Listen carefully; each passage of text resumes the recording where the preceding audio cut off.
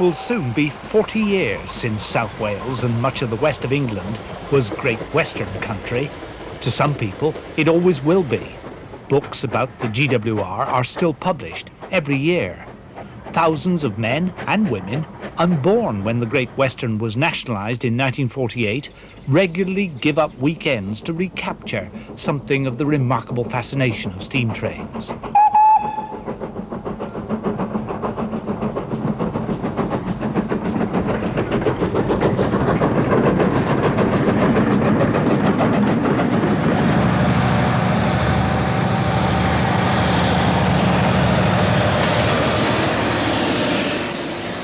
Today's diesel-engined high-speed trains, the HSTs, are not made at Swindon. But almost everything that moved on the GWR was. Now, Swindon has closed, all except a small part of what was once one of the world's largest railway works. In the spring of 1985, 2,300 men and women still worked here. And in the week before the announcement of the shutdown, I was trying to find out what the spirit of the Great Western meant to them.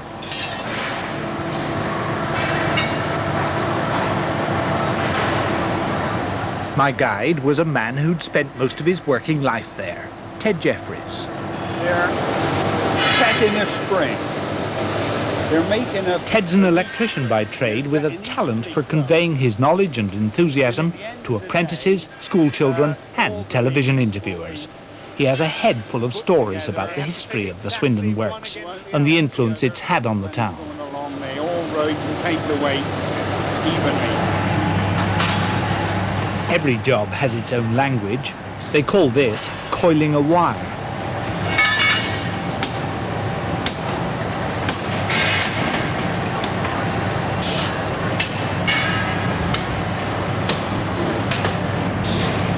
There's a well-defined pecking order here. Coiling wire ranks well down the list. It's a trade that's not apprentice-fed. Any man can, providing he's got the physical stamina and common sense. But he's doing it in much the same way as his father might have done it. The same way as it was done 100 years ago. There's no machine into that, it's purely by hand. It's a real old-fashioned craft. Yeah. They've had just 2 minutes in which to make their spring before the metal cools. Now it's tempered in oil. At the end of the day, it's how he hardens it, how it's tempered, how he sets it, is to whether the tea stays in the cup or it lands up in the saucer. It's just as simple as that. It's thirsty, exhausting work. 2 gallons of drink every shift, plus salt tablets, are traditional remedies.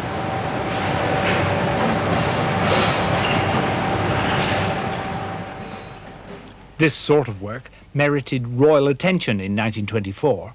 King George V and Queen Mary visited Swindon that year. There was something special about the GWR.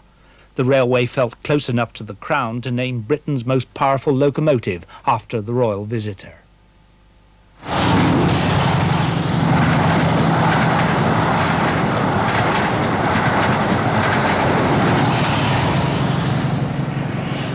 And this was built in the shop here, Ted? This one was built and it's got its own stable at the far end of the shop.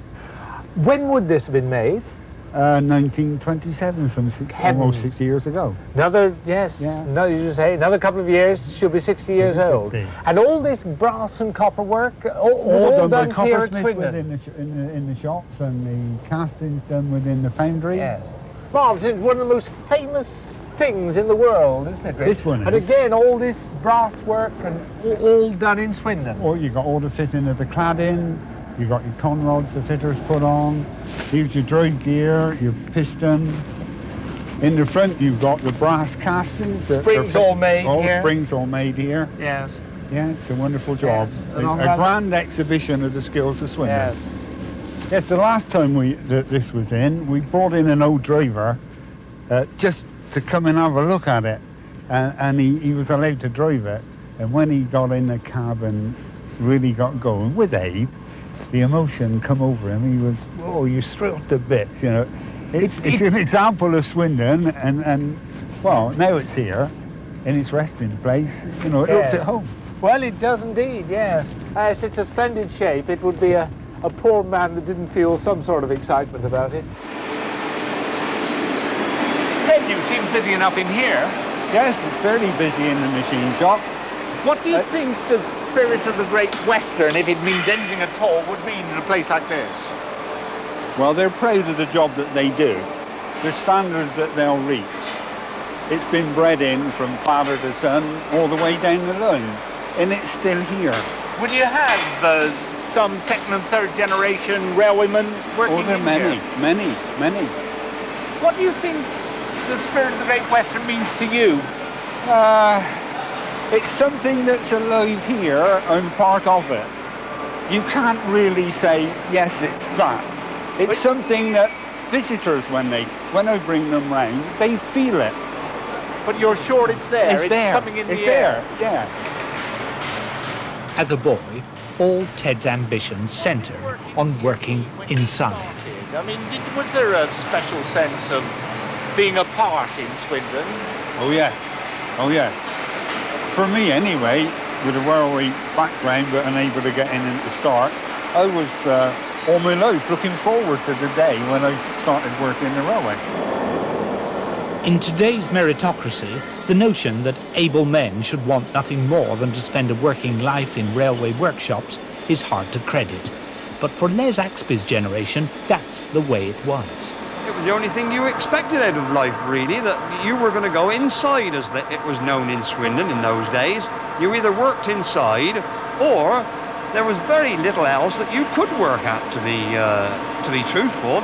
You either worked inside, and your dad worked inside, and if your father worked inside, well, then you were virtually expected to follow him. I mean, was there a real pecking order? Oh yes, definitely that. Right through the piece, right from Mr. Hawksworth at the top. He was the chief mechanical engineer. That's it. Right down to the foreman that we had, Mr. Millard. When he walked out of the office and it was time to go home, then he walked through the length of the shop, and we all stood at the end of the Travisser roads and didn't move out of the bay until Mr. Millard and his under-foreman had walked the length of the shop, and you followed on like Pied Piper following the... Do you remember them as good old days? They were good old days, oh yes. The shop was full of characters, oh yes, they were. But it can't have been all good. I mean, they were very powerful and people could be presumably sacked and so on. Oh yes, they were very severe people to work for, but also they had the same outlook, really, that Honda have got today, when they look after you from the time you start working for them until the days, if you behave yourself, well then you've finished your days with them. I've still got my indentures, and I suppose there aren't many of us left in here now that have them signed by Mr. Hawksworth, who was the CME, the Chief Mechanical Engineer. Did you meet him? Never, no. Saw him, yes. Meet him, never. No.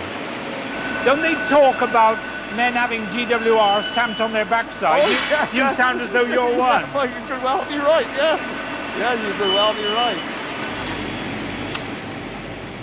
In Les Axby's opinion, Swindon could make and repair just about anything, from a railway engine to a rope splice. The Great Western didn't only run a railway. It ran docks, harbours and ships as well, and that meant lots of rope. Swindon could still maintain it in good order. It's a skill British Rail now seems willing to lose. What's this? This is our chain testing house. Any form of lifting gear, even jacks, we test. It's very old, dates back to 1874, and it was priced at £170. And still works? And still works. But the expert, I'd like you to meet the expert. This is Bill Watkins. He can tell you more about this than what I can. How long have you worked in here? I actually worked in the test. I've been associated with the test house now since 1954, so you can safely say around about the 30-year mark. Now, you still use this piece of testing equipment. How often? This is used now 3 days a week. We use it for testing material, testing chains, wire ropes, all the various items of lifting equipment that are used. Couldn't we do it better with some other piece of equipment now? I don't think you could do it better. The machine is accurate down to 100 weight, to close on 100 ton, although we haven't put 100 ton on it for a considerable period of time now. But I don't think a present-day appliance, a dynamometer or anything like that would be more efficient. And 170 pounds 111 years ago. Pretty good value for money. I should say so, wouldn't you? The men who've spent their working lives inside know that whatever the appearance is, Swindon has changed a great deal. And not just by losing the capacity to build great locomotives.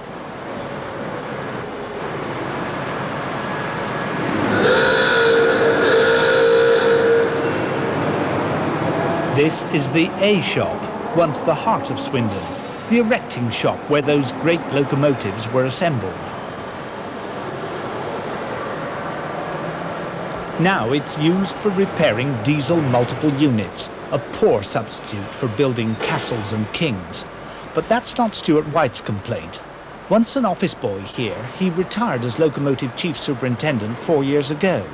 He believes everything changed for the worse when the Second World War ended. From that time on, it seemed to deteriorate, not all at once, but slowly that spirit went. What are we talking about? What was this spirit of the GWR? Well, we were a family, and when I say that, I mean it in the full sense of the word.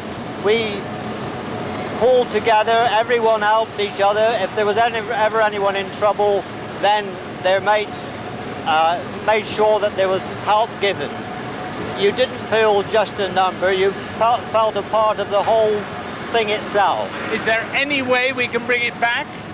I don't think so today. I think that to bring it back, you would have to go back to the industry as it was when it was a real heavy industry and everything was ticking over. But I feel that as it is now, we won't get that spirit again, which is a real pity, really. Stuart White's heart is still lost to the GWR.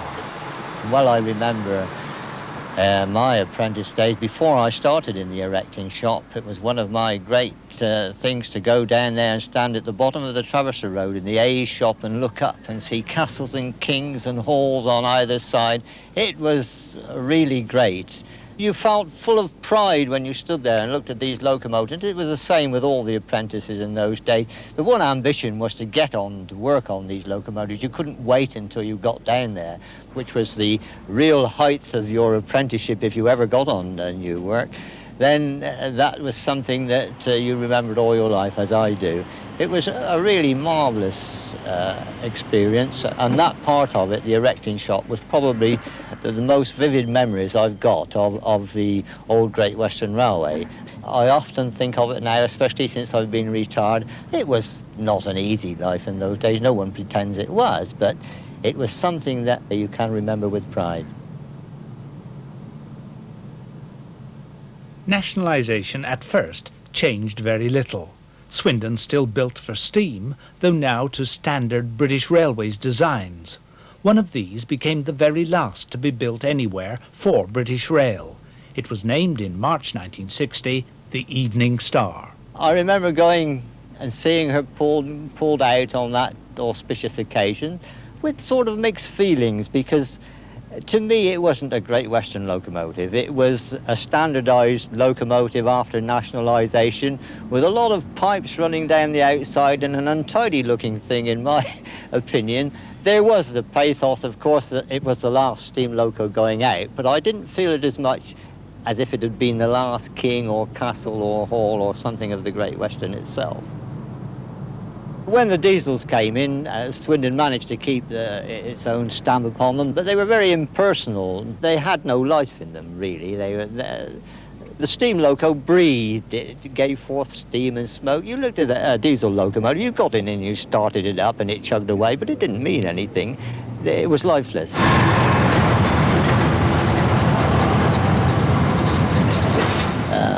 there wasn't that feeling that there was with the old steam locomotives, not by any means. Having to build other people's railway engines wasn't the only blow to Swindon's pride. 3 years later, it was the last king which entered the Swindon works. Almost at the same time, British Railways announced that nearly half their workshops would have to close. Swindon itself would be saved, but large parts of the works would be demolished. Over 100 acres, just over a third of it, was sold, mainly to the local council. The real power now was with the politicians and a British Railways board that was closer to Derby and Crewe than to Swindon. Steam was close to being abandoned altogether.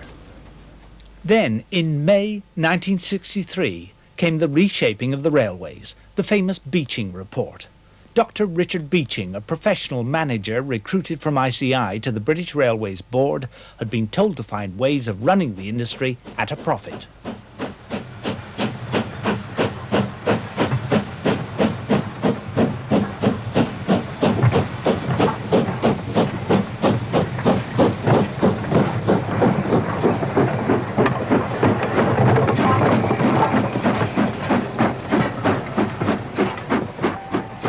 Dozens of branch lines that had come to seem a permanent part of the British countryside began to disappear.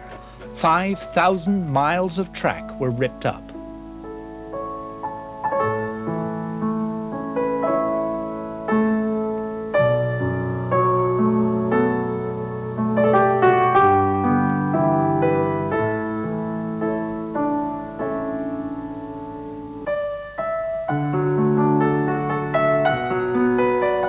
More and more freight traffic moved to the roads. 2,000 stations were closed. Some of the lines had never begun to fulfill the over-enthusiastic claims their Victorian promoters had made for them.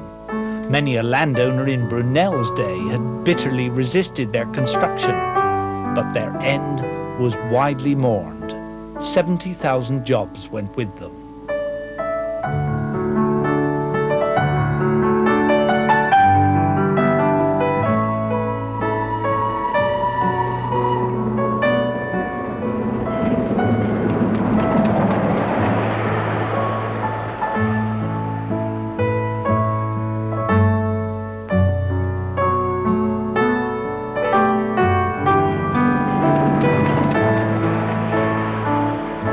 In future, declared Dr. Beeching, traffic would be concentrated on 3,000 miles of main line.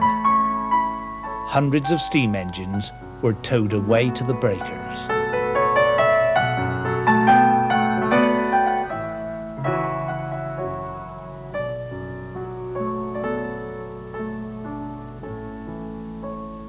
Over the next 20 years, there was often talk that Swindon Works would have to close.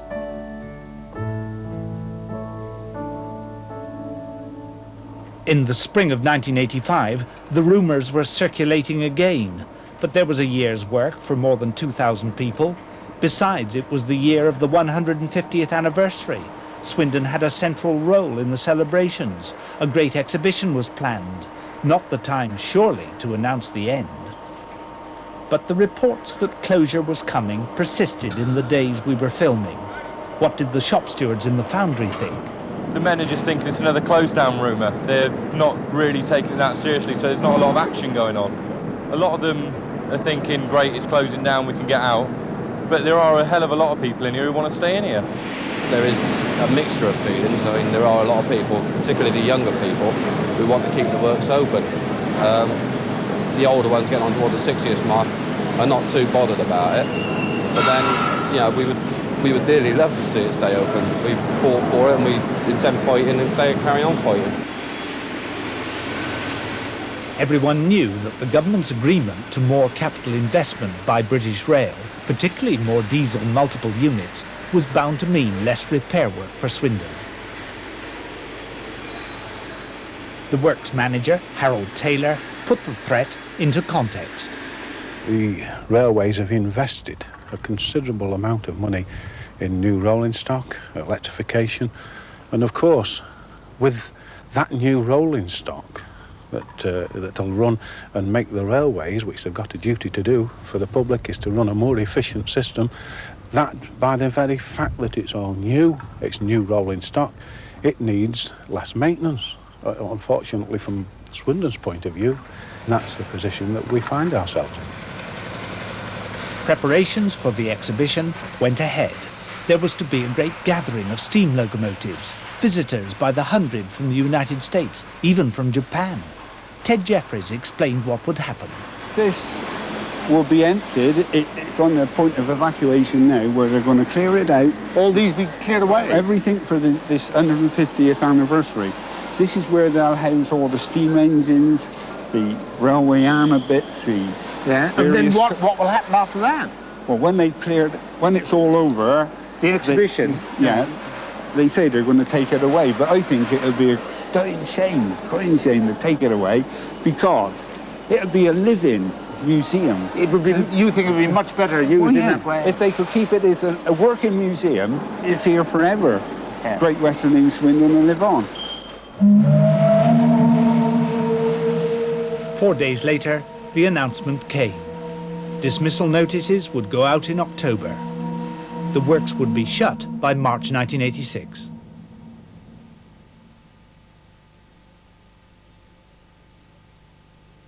I think everyone was just completely dead. They just didn't know where they was going, and the feeling there now is such that there's people beginning to get worried looks on their faces because they know the future's not there. And the over 45s, they're in a terrible state because there's no industry in this town or in this area that they're going to get employed. What are we going to do? We're going to join the millions of those. And I can't see what future is for any of the railway workers at this moment.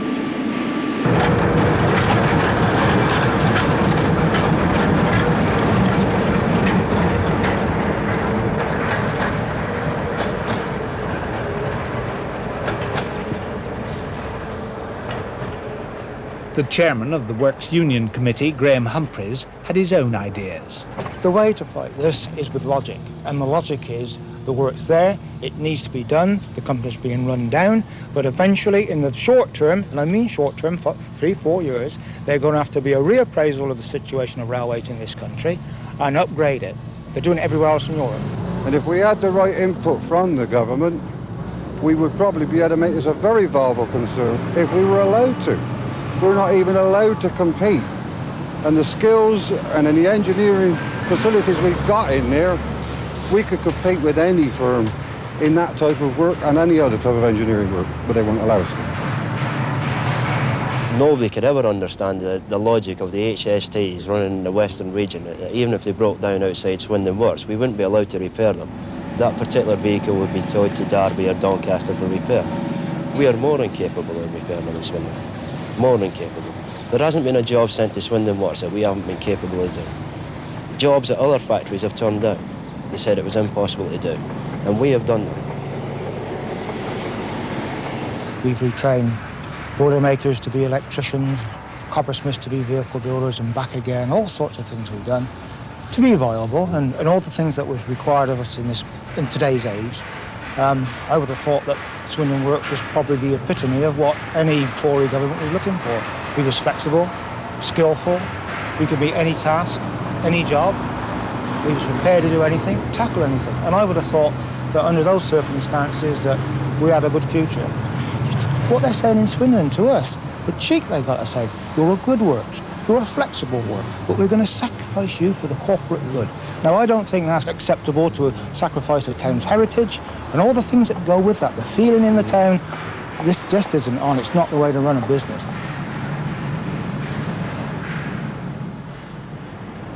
British Rail's answer had been given a few months before.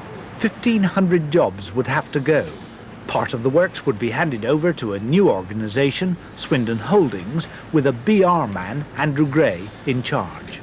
Swindon Holdings is set up to do two things. The first thing is to look at creating new jobs for the people who unfortunately are going to be put out of work here at Swindon. And the second thing it's trying to do is to develop this site that we're now standing on. It didn't work that way. The local council, Labour-controlled and bitterly critical of the proposed shutdown of the Great Works, refused to cooperate with British Rail. 9 months went by before BR's engineering subsidiary began to work with the council to plan the future use of the site. As for the workforce, some 400 would work on in the foundry and spring shops, at least for 12 months. The rest, nearly 2,000 of them, would lose their jobs. You'll see that on the film, the young lad turning the motor bearing. Well, I trust him to do anything at all. He's got all the skills that any lad could ever want. But I'm afraid as it is now, with the closing of the works, I just don't know where he can sell those skills. Does he have to get on his bike, as Mr. Tevitt says? Because around here, there won't be any heavy engineering at all. The problem with this government and most other governments is they don't take us as a, our own personal lives and look at communities. They look at it as a statistic rather than, us in this sort of town. What have you been learning in the past 3.5 years you've had of your apprenticeship, have you? Yeah, I've been a coach builder. Is that going to be any good now that the works will close? No, not in this town. Definitely probably not in the West either, the West of England. There's no firms around. I never believed it'd happen. I mean, they've been saying it since about 72, haven't they? I never thought it'd shut down like this. So what are you going to do now? Just sit and hope that there's some jobs come up for coppersmiths. I mean, it is a good, sound, solid apprenticeship. I mean, anybody who's been through the works can tell you that. It's a good basis for life, really, the apprenticeship you're getting here. But it's been wasted to the extent that we'll never be able to use it again. It's a waste.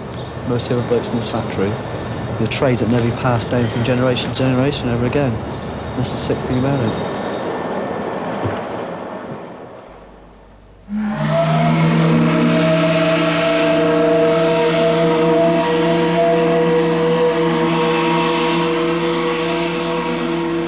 With nothing left for Swindon to celebrate, plans for the exhibition were abandoned. This country's wealth is its people. The people of this country own everything. What's happening now is a few people in power are robbing the country of its own natural heritage, whether it's in oil, coal, railways, national health, everything. It can't go on. It will be changed. It's got to be changed within the next few years. Otherwise, this country will never recover.